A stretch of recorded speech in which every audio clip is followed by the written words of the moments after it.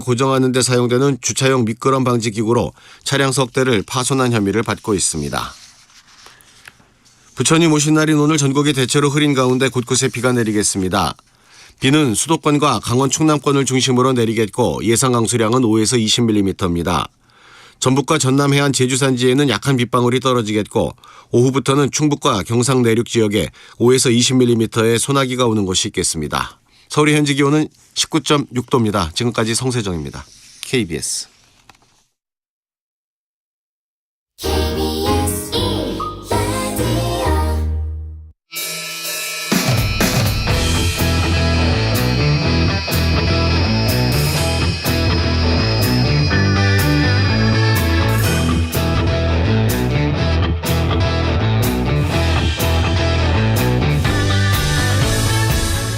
주말 시사의 중심, 정관용의 시사본부.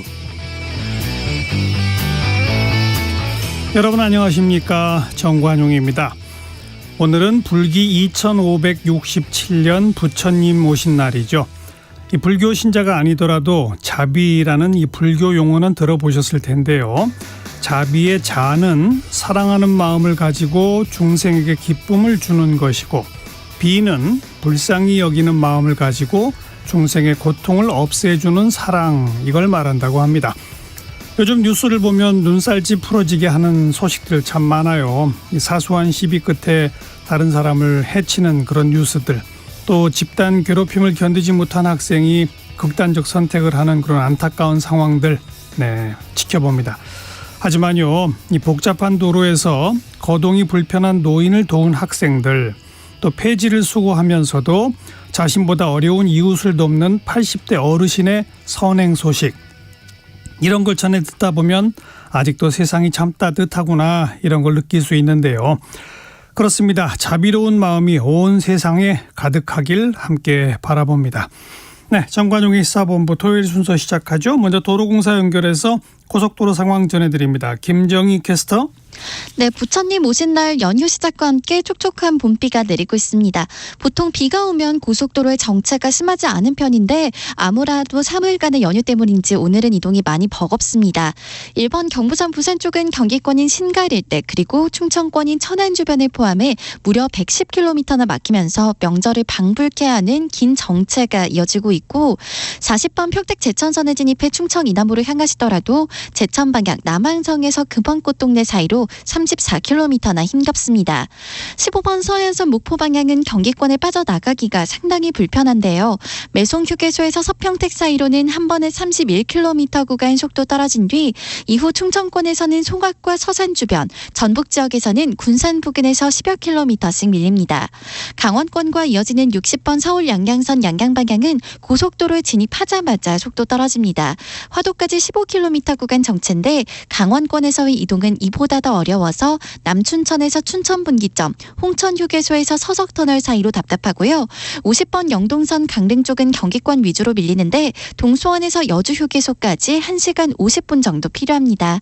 지금까지 한국도로공사 교통센터 김정희였습니다.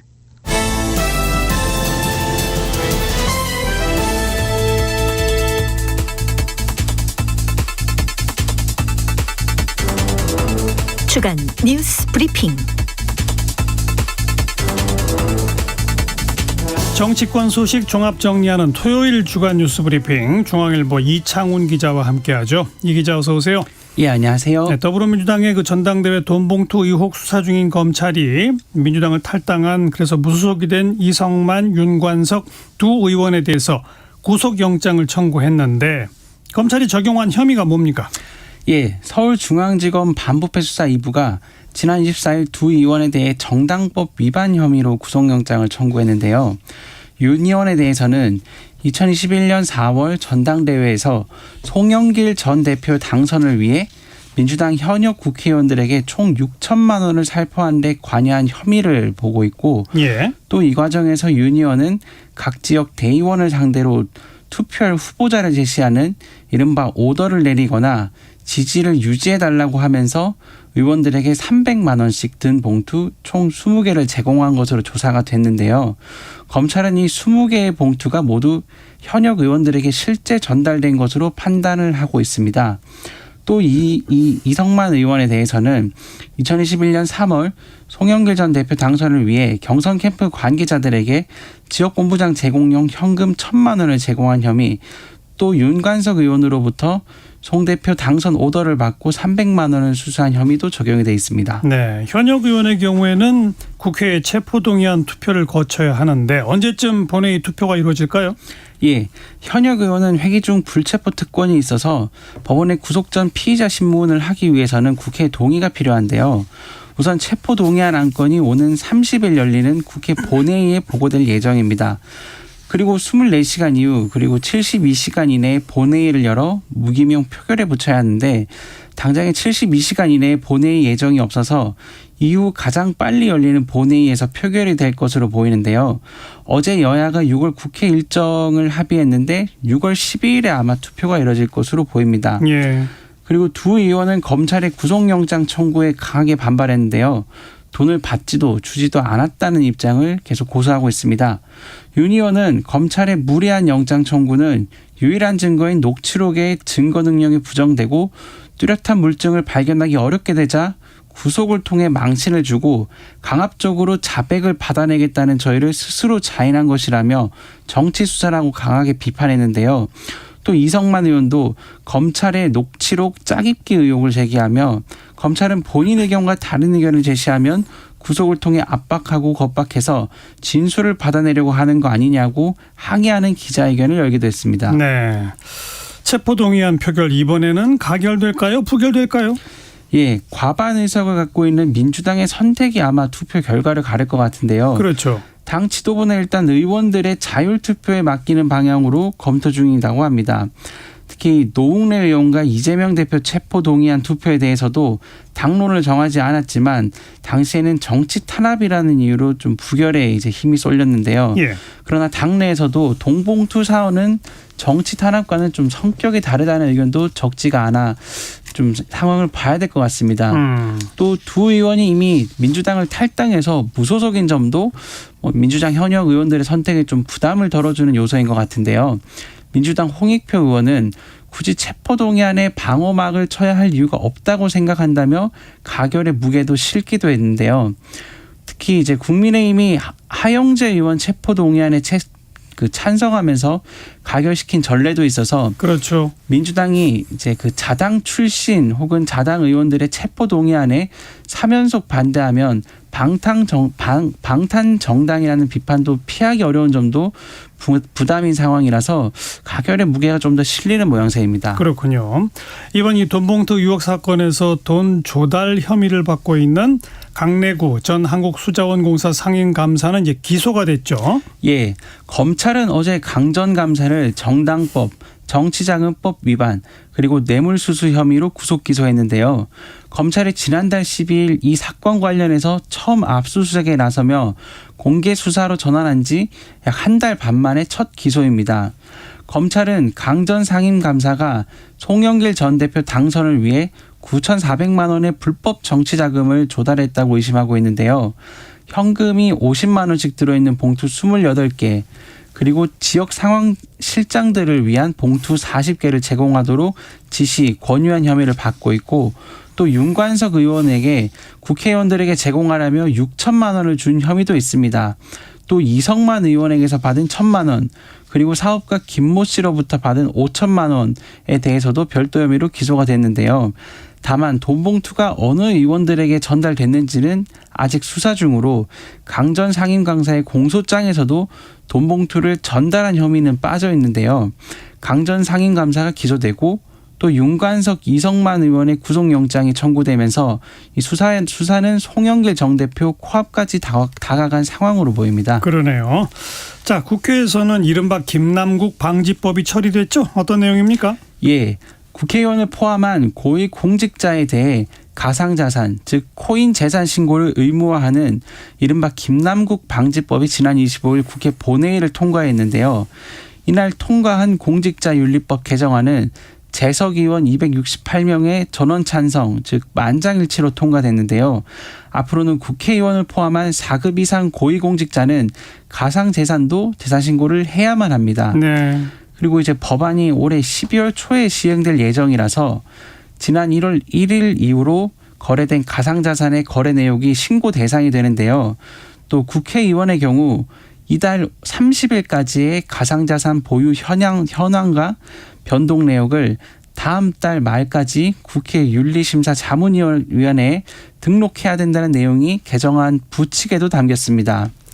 그리고 이날 본회의에서는 국회의원의 가상자산 자산신고 및 조사에 관한 결의안도 통과됐는데요.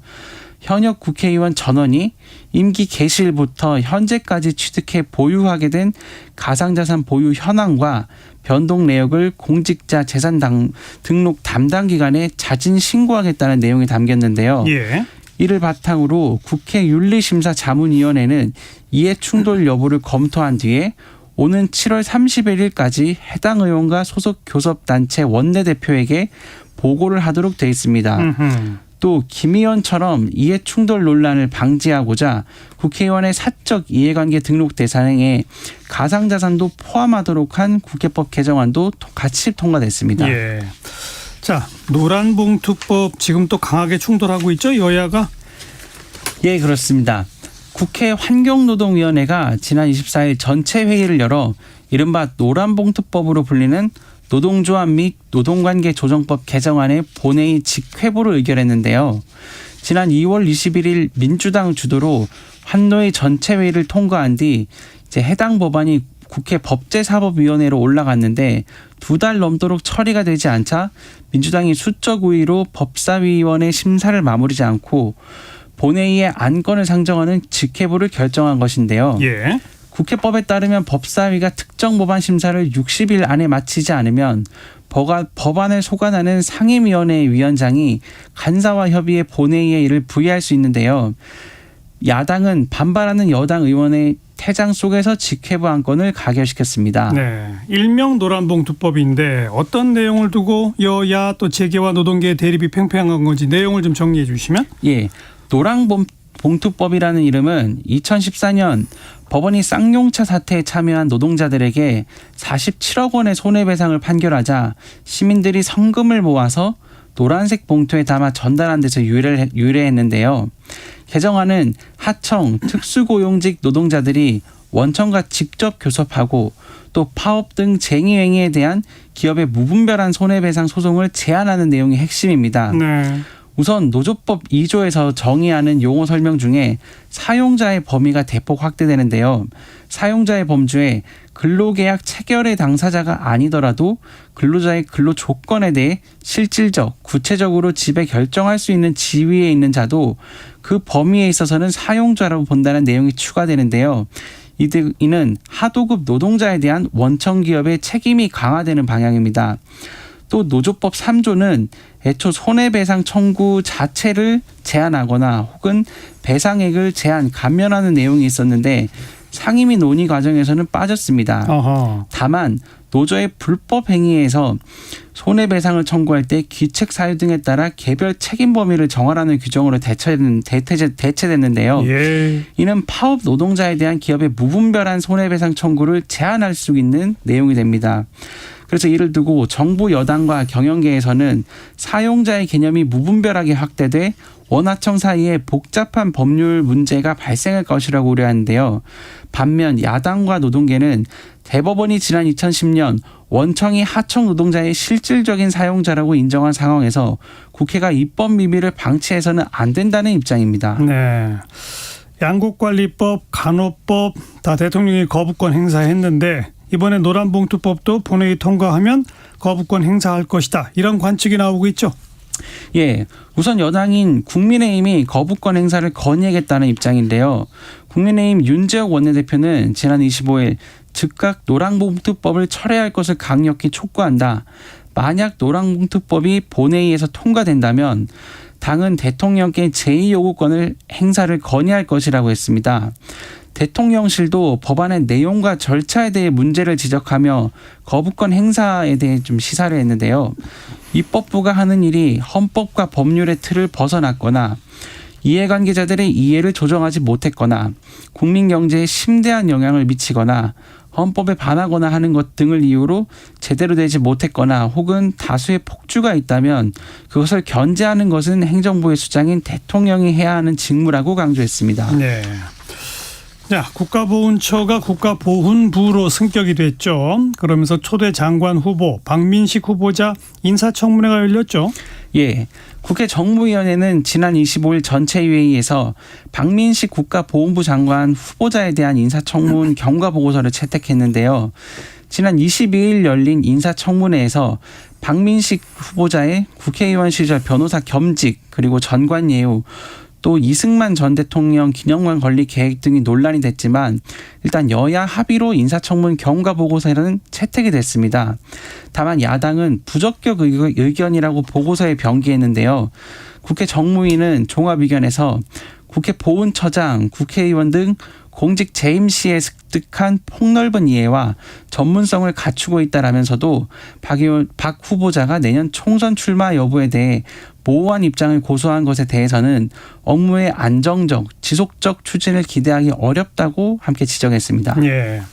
그리고 중앙선거관리위원회 간부들 그 자녀 채용 특혜 논란 때문에 사무총장, 사무차장 동시에 사퇴하는 그런 초유의 일이 벌어졌잖아요. 예. 자녀 특혜 채용 의혹이 제기됐던 중앙선거관리위원회 박찬진 사무총장과 송봉섭 사무차장이 지난 25일 전격 사퇴했는데요. 박 총장과 송 차장은 자녀가 지방 공무원으로 근무하다가 각각 2022년 그리고 2018년에 선관위 경력직 공무원으로 채용된 사실이 알려져 특혜 채용 의혹이 제기됐는데요. 사무총장과 사무차장은 선관위원장을 제외하면 실무를 책임지는 조직의 최고 수장들입니다. 그렇죠. 그리고 지난해 3월 대선 투표 과정에 속풀이 투표 논란과 함께 자녀 채용 특혜 의혹으로 김세한 전 사무총장도 스스로 물러난 바가 있어 선관위가 북한의 해킹 시도에 이어 연일 내홍을 겪고 있는 상황입니다. 그리고 국민의힘 이만희 의원은 현재까지 드러난 선관위 고위직 자녀의 임용 사례가 6건에 달한다면서 이 중에 5건은 임용 후에 승진까지 이뤄졌다고 의혹을 제기했는데요. 이만희 의원은 경력직 공개 채용 공고조차도 생략한 핀셋 채용, 또 본인 스스로가 자녀 임용의 최종 결재권자가 되는 셀프 결재, 선관위 공무원 행동 강령상 친족 채용에 대한 이해관계 신고서 미제출 행태도 있었다고 지적했는데요. 선관위는 자체 특별감사로 전현직 선관위 고위직을 상대로 해당 자녀들의 채용 실태를 전수조사하겠다는 방침입니다. 예. 그리고 이 방송통신위원회 한상혁 위원장, 이 TV조선 재승인 심사 변경 과정에 외압을 행사했다, 이런 의혹을 받고 있잖아요. 면직을 위한 청문이 열렸죠? 예.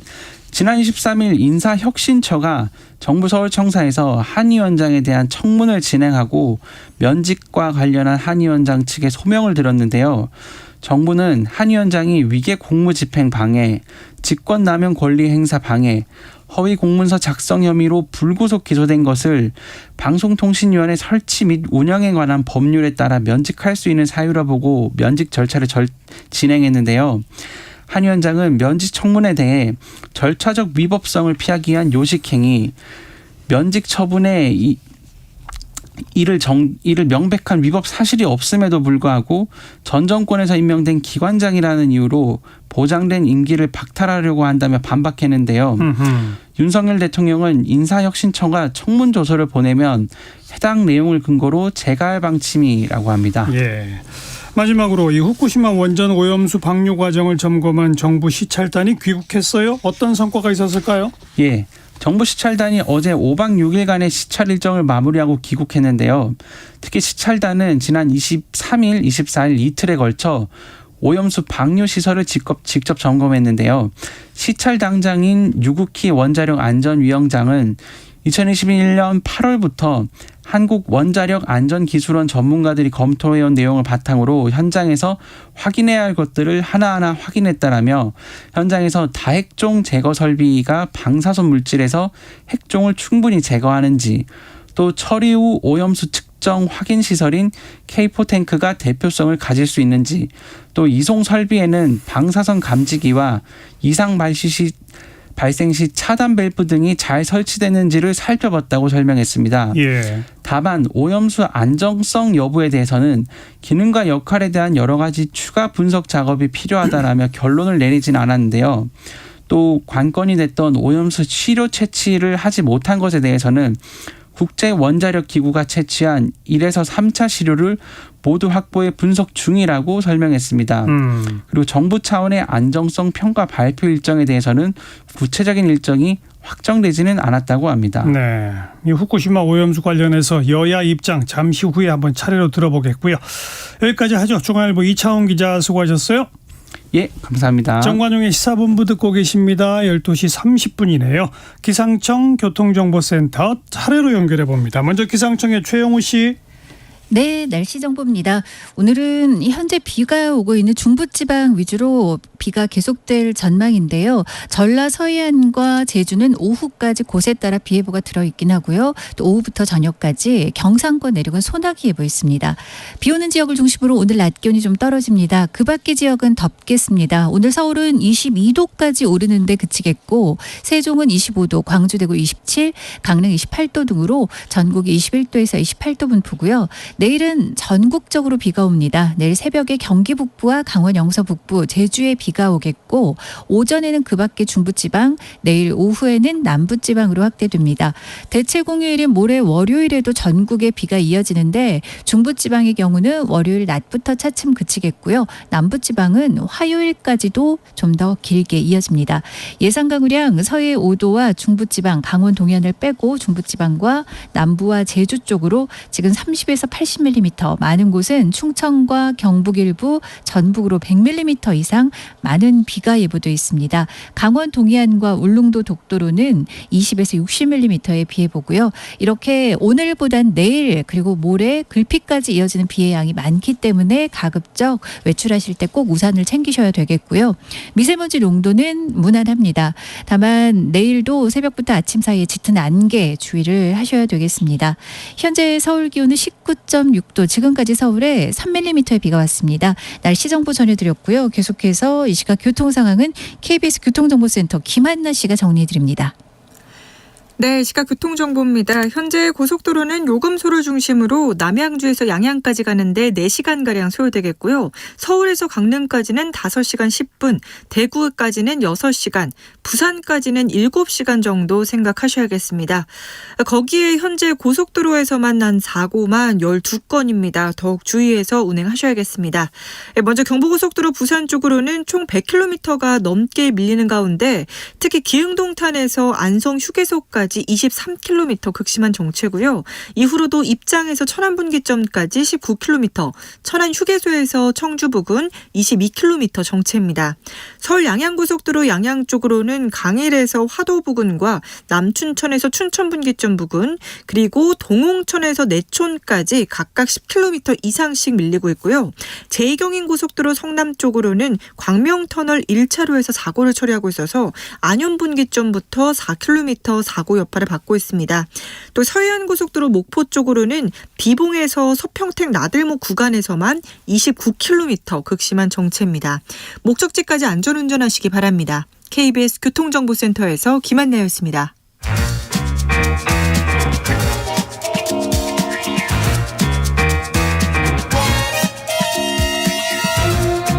KBS 1라디오의 시계는 쉬지 않고 돌아갑니다. 주말 정오, 정관용의 시사본부. 후쿠시마 오염수 시찰단이 5박 6일의 일정을 마치고 어제 귀국했죠. 그런데 야당은 오염수 방류 반대 범국민 서명운동에 돌입하는 장외투쟁까지 지금 하고 있어서 갈등이 점점 커져가고 있습니다. 이 문제에 대해서 오늘 여야 입장 차례로 들어봅니다. 먼저 국민의힘의 우리 바다 지키기 태스크포스 팀의 위원장 맡고 계신 성일종 의원 전화로 연결해 보죠. 안녕하세요. 예, 안녕하십니까. 성일종 의원입니다. 네, 이번 5박 6일간의 시찰단 활동 우선 어떻게 평가하세요? 네, IAEA의 그 회원국 중 저희가 처음이지요. 그래서 가가지고 이 후쿠시마에 관련된 여러 상황들을 다 점검을 했고요. 또 일본 정부와 실무 협의를 미리 다 해서 예. 많은 질문에 대한 체크리스트를 갖고 갔습니다. 그래서 예. 원래 예정됐던 대로 또 꼭 봐야 될 곳 다 봐서 체크를 해가지고 예. 또 필요한 자료도 요청한 것도 있고요. 그래 돌아와가지고 앞으로 이런 분석이 더 이루어지게 될 겁니다. 그리고 앞으로 국민들에게 이 결과에 대해서 보고가 있게 될 겁니다. 언제쯤 그 시찰단의 시찰 결과 보고가 있을까요? 아무래도 분석 자료를 좀 더 과학적 문제이기 때문에 좀 아마 시간이 좀 걸릴 거로 보여지고요. 그렇게 오랜 시간은 안 걸리겠지만 그런 것들이 우리 과학자들에 의해서 다 체크되고 하고 하면 예. 결론이 내려지면 아마 보고가 있게 될 것입니다. 근데 뭐 그동안 이 보도된 내용을 제가 이렇게 보면 어떤 시설과 설비들이 있는지, 그래서 오염수의 방사능을 걸러낼 수 있는 시설이 있는지, 또 제대로 걸러졌는지 점검할 수 있는 시설이 있는지, 또 방류를 하다가 뭔가 오염수 수치가 올라가면 그걸 차단할 수 있는 시설이 있는지, 잘 작동되는지, 그런 시설 그 점검만 있었던 것 같더라고요. 제가 제대로 이해한 거 맞습니까? 예, 맞습니다. 그래서 그 알프스라고 그래서 우리 정수기의 여과장치라고 보시면 될 것 같습니다. 그래서 얘를 그렇게 들고요. 다핵종을 처리하는 장치에 대한 신뢰성에 대해서 또 실증적으로 검증하는지 충분한지 이것들을 좀 봤고요. 예. 또 케이퍼 탱크라고 그래서 다핵종 다 걸러지고 나면 물이 이제 오염 처리수 상태로 탱크에 들어가잖아요. 이걸 케이퍼 탱크라고 그러는데 예. 여기에 이제 H3인 삼중수소에 대해서 균질화해가지고 적정하게 되는지 이런 장치들을 다 우리가 봤고, 그리고 지금 방금 말씀하신 대로 비상 상황이 있었을 때 이에 대한 컨트롤까지도 가능한지, 차단 밸브는 작동하는지, 이게 하나만 있는지 예비적인 것까지 있는지 이런 모든 것들을 다 점검했다, 이렇게 말씀드릴 수 있습니다. 그 시설과 설비 그리고 제대로 된 작동 여부는 점검을 했는데 정작 오염수의 현재 상태에 대해서는 점검 못한 거 아니에요? 아닙니다. 그거를 지금 자꾸 야당이 이상하게 얘기를 하는데요. IAEA에서 알프스를 거쳐서 최종 처리수가 된 것을 그동안 대한민국, 미국, 프랑스, 스위스 4개국에 계속 보냈어요. 예. 그래서 3번의 물이 왔고 이것을 각국 4개 국가가 또 분석을 해서 IAEA로 보내고 이걸 또 발표하고 이런 과정을 계속 해왔거든요. 예. 그래서 그런 것들이 검증이 안 이루어졌다고 얘기하는 것은 그 또한 잘못된 것입니다. 그러니까 이번 시찰단은 그건 안 했지만 이미 IAEA에서 추출한 물을 3번 우리 정부가 받아서 분석했다, 이 말씀인 거죠? 그렇습니다. 저희 정부, 프랑스, 스위스, 미국 이렇게 분석을 지금까지 해오고 있고 그 자료를 공유하고 있습니다. 그 결과는 근데 왜 보고가 안 됩니까? 이제 그거는 IAEA하고의 관계가 있기 때문에 거기에서 총괄적으로 해서 각 나라의 발표를 묶어서 하게 돼 있죠. 지금 문재인 정부에서 파견했었던 김홍석 박사도 IAEA하고 함께 검증을 하고 있지만 거기에 비밀 유지 각서가 쓰여 있습니다. 그렇기 때문에 함부로 얘기를 못하는 것이지요.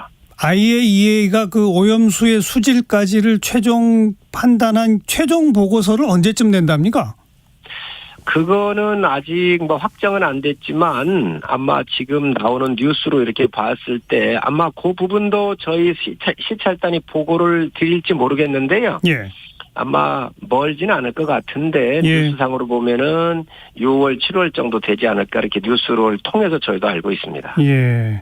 근데 뭐 흘러나오는 얘기 없습니까? 안전하다든지 위험하다든지 그런 흘러나오는 얘기 없어요? 이제 국민들께서 이야기를 이제 걱정을 많이 하시는데 이 부분은 정치 영역이 아닙니다. 과학의 영역이잖아요. 그렇죠.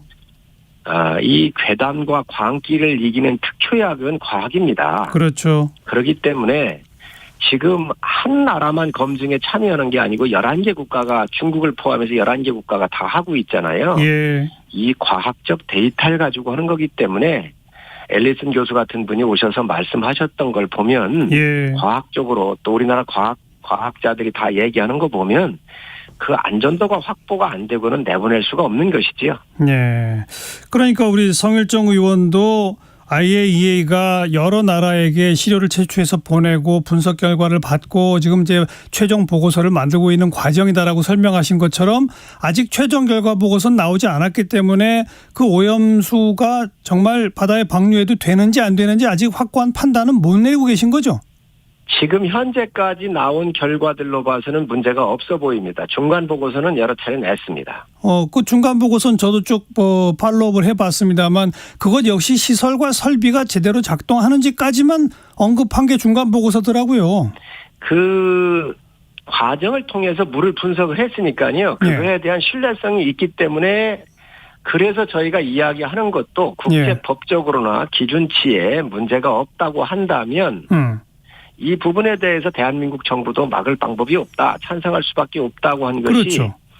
21년도 4월 19일 날 정의용 문재인 정부의 외교부 장관이 국회 대정부 질문에서 답변을 한 것이거든요. 예. 지금 저희가 말씀드리는 것은 국제법적으로나 기준치에 문제가 없을 때 얘기한 것이지 예. 저희가 이 물 내보내는 걸 찬성한 적이 없습니다. 일본 정부가 알겠습니다. 하면 예, 저희가 예. 막을 방법이 없는 것이죠. 그래서 국제 기준치를 지키라는 것이죠. 그러니까 그 국제법적으로나 기준치상에서 지금 적합한지 여부의 최종 판단은 아직 안 내리신 거 아닙니까?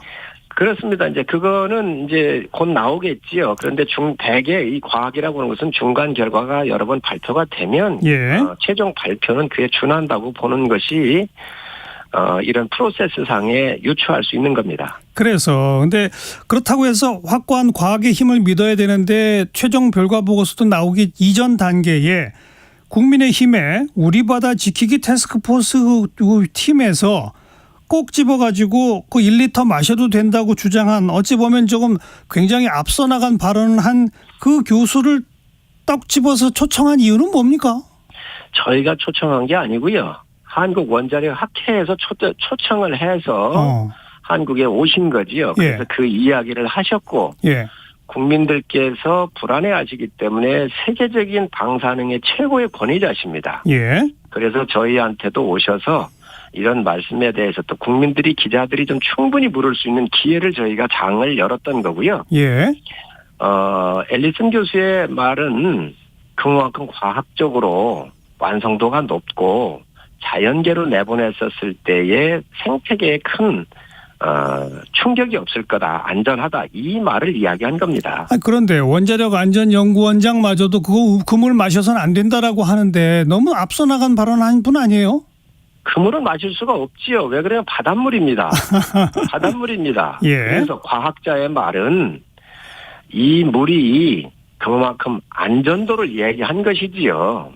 네, 글쎄. 그런데 뭐 국민의힘에서 초청한 건 아니라고 아까 말씀하셨습니다만 학회에서 초청해서 한국에 왔는데 국민의힘에서 꼭 집어 그 사람을 국민의힘 당사로 불러서 얘기를 듣는 거는 국민들이 바라볼 때 오해하기 쉬운 거 아닙니까? 국민의힘은 완전히 안전하다고 믿고 있구나라고 오해하는 거 아니에요? 당사로 부른 게 아니라 국회로 불렀지요. 그래서 국민들한테 보고회를 하는데 참고하실 수 있도록 판단의 근거가 될 수 있도록 세계적인 석학의 말을 저희가 국회의원들도 묻긴 했지만 아주 짧게 물었습니다. 다 기자들한테 국민들이 묻고 싶은 만큼 묻도록 기자들한테 오픈을 한 것이지요. 아니 저는 이 국민의힘 그러니까 여당이고 게다가 우리 바다 지키기 태스크포스 팀이면 우리 국민들이 염려하시는 거 우리가 더 앞장서서 염려합니다. 마지막까지 안전한지 과학적으로 검증에 만전을 기하겠습니다. 이런 자세를 계속 취하다가 나중에 IAEA 최종 보고서가 나오고 전 세계 G7 정상 등등이 선언한 것처럼 모든 국가가 뭐 이 정도면 왜 믿을 수 있습니다. 이렇게 나오면 이 정도면 우리도 어쩔 수 없는 거 아닙니까? 이런 자세를 취해야 되는 거 아닌가요? 아주 좋은 말씀을 하셨는데 윤석열 정부가 출범한 지 1년밖에 안 됐습니다. 문재인 정부에서 21년도 7월에 이 IAEA를 중심으로 한 11개 국가가 검증을 할 때 대한민국 정부가 파견을 했습니다. 그리고 원자력안전위원회에서 알프스를 검증을 했습니다. 대한민국 최고의 과학자들을 모아서. 그리고 그 과학자들이 알프스의 성능에 별 문제가 없겠다라고 발표를 했습니다. 정부에 얘기를 했습니다. 세 번째, 정의용 장관께서 국회에 나와가지고 21년 4월 19일 날도 아까 말씀드린 대로 과학적 기준이나 IAEA가 법적으로 문제가 없다고 한다면 우리가 막을 수가 없다라고 얘기를 했거든요. 예. 우리는 지금 1년밖에 안 됐기 때문에 문재인 정부가 이것을 해온 걸 물려받은 거예요. 예. 그런데 야당이 지금 괴담으로 방사능에 오염되고 있다라고 국민이 속이고 있지 않습니까? 성 의원님, 그렇기 때문에 지금 말씀하시는 건 제가 100번 이해하고 그런 신중한 자세를 취하신다는 걸 동의하면서도 그렇다면 바로 그 앨리슨 교수를 국회로 초청한 거는 좀 너무하지 않았느냐? 전 그걸 지적하는 거예요. 우리 국민들한테 이러한 석학이 한국에 올 때 저희가 초대해서 뭐 이 비용을 드릴 수는 없잖아요. 국민들이 판단 기준을 판단할 수 있는 여러 가지 말들을 드려야 국민께서 판단할 거 아닙니까? 그래서 이분 모셔다가 정말로 과학적으로 안전한지 기자들한테 물을 수 있는 장을 만들었던 겁니다. 네, 여기까지 말씀드릴게요. 고맙습니다. 네, 감사합니다. 국민의힘의 우리 바다 지키기 TF위원장 성일종 의원이었고 이번에는 민주당의 양이원영 의원 연결합니다. 안녕하세요. 네, 안녕하세요. 양이원영입니다. 이번 시찰단 5박 6일 활동 어떻게 평가하세요? 네, 이틀 동안 예상한 대로 잘 보고 오셨습니다. 예. 네. 잘 봤던 보고 오신 거죠. 검증을 하러 간 것이 아니라 또 안전성에 대한 평가를 하러 간 것이 아니라 그 시설을 잘 보고 오신 거죠. 그러니까요. 각 시설과 설비들이 잘 구비돼 있고 제대로 작동하는지 뭐 차단은 잘 시킬 수 있는지 등등을 점검하고 온 거 아닌가요? 네, 그 기계를 보고 오신 거죠. 실제로 그걸 작동을 시키고 그리고 그 오염수가 발생될 때 어느 정도의 방사성 물질이 있는지를 검증을 하고 그리고 이걸 거쳐 나온 것이 얼마나 깨끗했는지를 검증하는 과정이 아니라 일본에서 다 마련해준 그 루트대로 이것은 작년에 대만에서 시찰단이 2번에 걸쳐서 한 5일 정도 2번 걸쳐서 갔다 왔거든요. 그것과 크게 다르지 않게 각 설비들에 대해서 점검하고 와칭하고 네네 그렇게 보고 오신 거죠. 검증하고 오신 게 아니라. 그러니까 단계별로 오염수가 어떤 정도로 걸러지는지 처리되는지 검증까지는 못했다 이 말씀 아닙니까? 그렇죠. 그죠? 직접적인 시료 채취를 하고 그러지 못한 거죠. 이미 대만에서도 했고 그리고 태평양 도서국가 연안 포럼에 자문하는 과학자들도 그걸 진행을 하면서 여러 가지 문제점을 발견을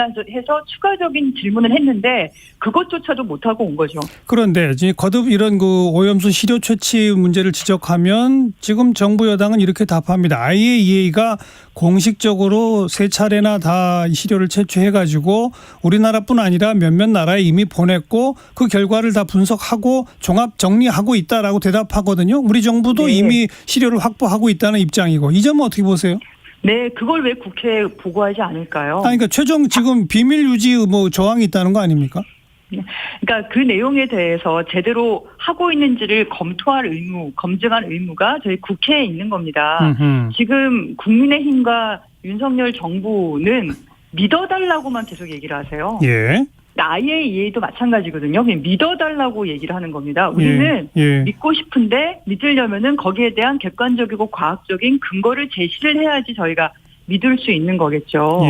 그런데 이런 걸 검토하는 게 우리나라만 있는 게 아니라 뭐 대만도 했지만 아시아 그 태평양 연안국가 포럼에 소속된 그 과학자분들도 검토를 했는데 그분들은 샘플링 자체가 굉장히 비과학적으로 샘플링 된 걸 목격을 한 거예요. 그걸 확인을 한 겁니다. 아니 그 미립자가 그렇게 많고 슬러지가 있는데 이걸 잘 섞어서 채취를 해야 되는데 이번에 우리 시찰단도 그게 교반이 잘 되는지 확인한다 이렇게 말을 했거든요. 근데 실제로 샘플링을 그렇게 했는지는 모르는 거예요. 그리고 그렇게 IAEA도 그렇게 샘플링을 했는지도 우리가 확인할 수 없는 거고 따라서 독자적으로 과학적으로 우리가 그렇게 가라앉아 있는 슬러지까지 포함해서 잘 샘플링을 했고 또 그런 미립자가 포함된 것이 그런 오염수가 알프스를 거쳐왔을 때도 제대로 성능이 작동했는지에 대해서 다른 나라 과학자들은 질문을 했고 그 질문은 아직도 받지 못하고 있다고 하는데 우리는 그 질문조차 못하고 있잖아요. 그게 문제인지도 잘 모르고 있는 거고. 일본이 한 것에 대해서 깨끗하게 처리된 것만 보고 온 거고 이 기기가 잘 작동된다고 하니 그걸 그냥 보고 오신 거죠. 자, 그러면 지금 이제 뭐 6월 말 내지 7월 정도면 IAEA가 그 오염수의 최종 처리된 그 수질 분석까지 방사능 수치까지 전부 분석한 마지막 결과 보고서를 낼 걸로 지금 예측되고 있지 않습니까? 네네. 그 마지막 네네. 그 마지막 결과 보고서를 IAEA 이름으로 공식 발표했고 그 발표 결과 이거는 방류해도 괜찮다라고 해도 우리 양이원영 의원이나 민주당은 못 믿게 되는 건가요? 우선 저희는 확인할 게 몇 가지가 있는데요. 예. 그 다른 나라의 뭐 미국이라든가 이런 쪽의 과학자들이 동경전력과 일본의 핵규제위원회에서 샘플링했다고 하는 과정 그리고 실제로 발표하고 있는 그 데이터 수치에서 여러 가지 오류라든지 과학적으로 일관되지 못한 합리적이지 않은 그런 데이터가 나온 것에 대해서 질문을 했어요.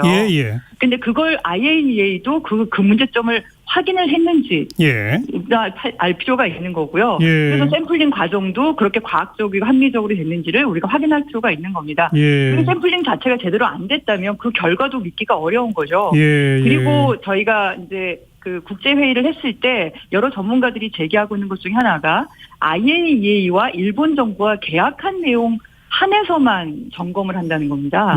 실제로 문제는 이렇게 방출된 방사성 물질이 주변국들의 어떤 피해가 미치는지를 확인을 해야 되거든요. 그리고 생태계 먹이 사슬을 통해서 생물학적인 축적이라든지 그런 피해 영향이라든지 이런 걸 또 저희가 확인을 해야 되는 건데 사실 이 두 가지에 대해서 제대로 되어 있지 않고 일본 정부가 IAEA와 계약한 내용이 굉장히 협소하고 제한적이다. 그러니까 일본에서 방출하는 그 정도의 안전성 정도 우리도 가서 보고 온 게 그 정도인 건데 그거밖에 안 되어 있다 이런 문제 제기를 하시는 분이 계신 거예요. 그래서 저희는 일본 정부와 IAEA와의 그 계약 관계, 그러니까 사실 용역의 범위를 주는 거에 따라서 결과는 달라질 수 있지 않습니까? 그것도 확인하면서 가는 게 맞다고 생각합니다. 그렇게 확인해야 할 지점까지를 전부 다 명백히 밝혀주는 내용의 IAEA 최종 보고서가 아니면 결국은 신뢰 못하는 거군요. 그렇죠. 그거는 안전성 검증을 했다고 보기 어려운 거고요. 자, 이제 바로 이 대목에서 그런데 얼마 전 일본에서 열린 G7 정상회의의 선언문에 보면 G7 정상들은 IAEA의 최종적인 과학적 검증에 신뢰, 지지를 보낸다라고 표명하지 않았습니까? 네네. 그리고 이제 그러면 국제사회는 IAEA의 최종 결과만 기다리고 있고 결과가 나오면 그럼 방류해도 좋다라고 대체로 돌아설 것처럼 보이는데 그때 우리는 어떻게 해야 할까요? 그러니까요. 그 외교적 관계들이 있는 거죠.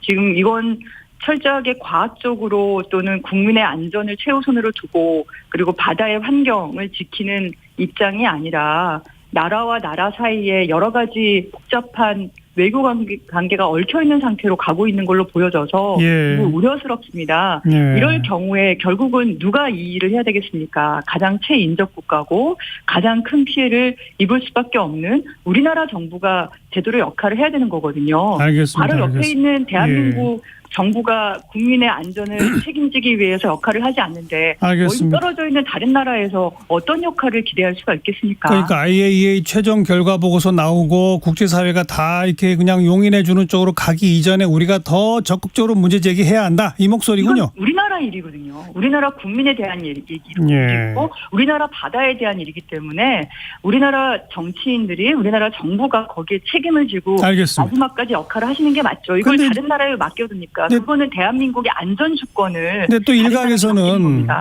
이렇게 얘기합니다. 후쿠시마가 이제 일본의 동쪽 태평양 쪽이고 거기서 방류하는 물은 해류에 따라 태평양을 한 바퀴 뺑 돌아서 다시 돌아오고 우리 한반도 쪽으로 물이 다시 올 거는 벌써 몇 년이 걸리고 그 물의 양도 별로 많지 않을 것이다. 먼저 거쳐가게 되는 미국과 캐나다 정부들이 괜찮다는데 너무 심한 거 아니냐 이런 목소리는 뭐라고 답하시겠어요? 우리나라 해양연구원에서 시뮬레이션을 하는 거 보니까요. 이게 해류를 따라서 가는 것도 있지만 그 주변에서 확산되고 그 주변에 고여있는 농도가 훨씬 더 높은 게 확인이 됐습니다. 그리고 그러니까 우리나라 바로 옆에 나라니까 그 영향을 받을 수밖에 없다는 게 확인이 된 거죠. 그래서 이건 해류는 이제 표면을 따라 흐르는 거고 그 깊이에 따라서 스스로 이렇게 도는 것도 있고 그게 해저 지형에 따라서 그러니까 몰려 있는 것도 있고 확산되는 것도 있고 그렇게 단순하게 그냥 그 수영장에처럼 이렇게 균질하게 퍼지는 그런 게 아니라는 거죠. 마지막으로 너무 또 과도한 우려를 자꾸 제기하다 보면 우리 수산업, 우리 해양의 그 어민들 또 우리 무슨 뭐 횟집이나 이런 거 하시는 분들한테 애꿎은 피해도 갈 수 있다 이런 목소리는 뭐라고 답하시겠어요? 네, 그래서 저희가 처음에 작년 7월 달에 최종 일본에서 원자력 규제위원회가 이 승인을 했을 때 그 이후에 저희가 대책위를 만들었는데 안전성이 확인되는 되면은 우리는 저는 투기하는 그러니까 방류를 해도 문제 삼지 않아야 된다고 생각을 해서 예. 안전성을 확인하는 걸 먼저 생각을 한 거예요. 예. 그래서 정부에다가 계속 요구를 한 게 관련 안전성을 평가한 자료 알겠습니다. 그리고 원 자료를 확보하고 있는지를 네. 끊임없이 물었는데 그러니까 지금까지도 계속 그 안전성 철저 확인 과정 중에 있다 이렇게 보시겠군요. 그리고 우리 정부가 그 관련한 원 데이터 다른 나라가 가지고 있는 데이터도 가지고 있지 못하다는 걸 저희가 확인을 한 거죠. 알겠습니다. 여기까지 시간이 없어서 고맙습니다. 네. 양이원영 의원까지 여야의 목소리 들어봤는데 정말 팽팽하군요. 1부 마치겠습니다. 1시 2부에 다시 오죠.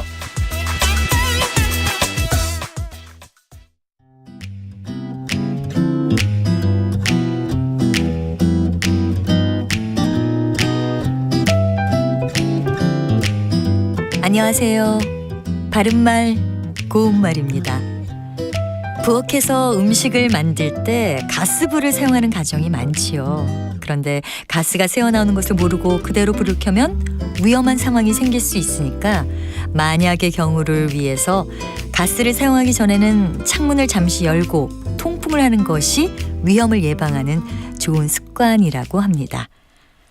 집으로 가스 검사를 하러 오시는 분들이 가스 감지기를 파이프 연결 부위에 대고 가스가 새는지 확인할 때 가스관을 익은 자리에 틈이 생긴 것을 두고 이음새가 벌어졌습니다 라고 하는 일이 종종 있지요. 그런데 이것은 바른 표현이 아닙니다. 두 물체를 익은 자리를 가리키는 표현은 이음새가 아니고요. 이음매입니다. 다리 상판의 철판 이음매라든지 이음매가 풀리다 같이 표현할 수 있습니다. 반면에 이음새는 두 물체를 이은 모양새를 뜻하는 말입니다. 높이가 다른 책장을 이어놨더니 이음새가 별로 좋지 않다 이렇게 말할 수 있습니다. 모양새, 이음새, 그리고 걸음새, 생김새 같은 표현에서 마지막 음절에 있는 새는 일부 명사나 용언의 명사형 뒤에 붙어서 모양이나 상태 또는 정도의 뜻을 더하는 전미사입니다. 따라서 이음새라는 것은